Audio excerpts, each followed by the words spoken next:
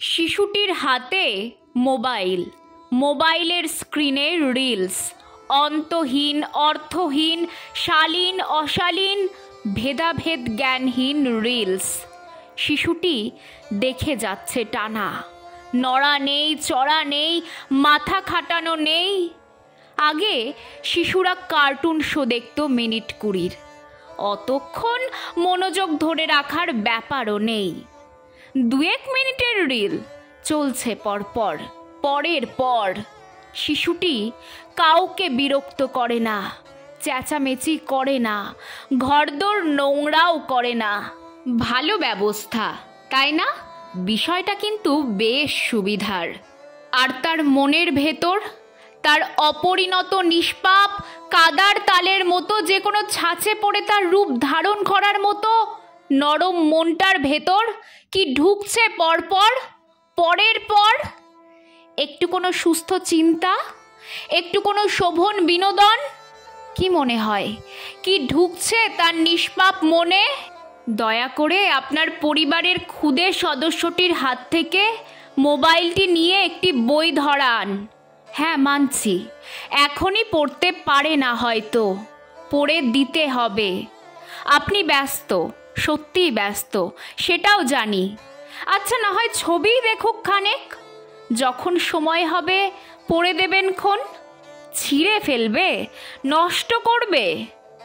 এদিকে যে আপনার বাচ্চার মনের সুকুমার কোমল বৃত্তি নষ্ট হয়ে যাচ্ছে, তার কি হবে? আচ্ছা বেশ, বই না হয় নাইবা দিলেন, সাদা কাগজ আর রং পেন্সিল দিন, হিজিবিজি কাটুক না হয়। ঘর নোংরা হবে? বিশ্বাস করুন, ওর মনে যে নোংরা ঢুকছে তার থেকে বেশি নোংরা হবে না। আর না হয় ব্লকস দিন, কাঠের বা প্লাস্টিকের, মডেলিং ক্লে, তাও না পেলে সাবেক খেলনা বাটি, গাড়ি, পুতুল, কিছু তো করুক, হাত দিয়ে, মাথা দিয়ে, মন দিয়ে। অন্যের বানানো কিছু উদ্ভট কিংভূত কার্যকলাপের রেকর্ডিং দেখে মগজ ধোলাই না হয়ে নিজের মনের খামখেয়ালিপনাটাই না হয় করুক, তাতেও ওর ভালো হবে, বিশ্বাস করুন। হ্যাঁ, এখন আপনার মনে হতেই পারে আপনার শিশুকে আপনি কিভাবে বড় করবেন আপনার ব্যাপার, সে বিষয়ে আমি সামাজিক মাধ্যমে উটকো লোক গায়ে পড়ে জ্ঞান দিচ্ছি। আপনার বিরক্তির উদ্রেক হতে পারে, মানছি। আসলে 4 বছরের কন্যা সন্তান আয়নার সামনে দাঁড়িয়ে নানা অঙ্গভঙ্গি সহকারে বলছে, মা আমাকে দেখতে বেশ চেকচি লাগছে না?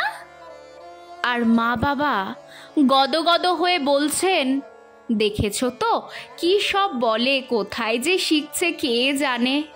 সদ্য দেখা এই দৃশ্য আমাকে খুব ভয় পাইয়ে দিয়েছে, জানেন। এখনো সাবধান না হলে ওদের খুব বড় ক্ষতি হয়ে যাবে, সাথে আমাদেরও ক্ষতি হবে, ভবিষ্যৎ প্রজন্ম শেষ হয়ে যাবে।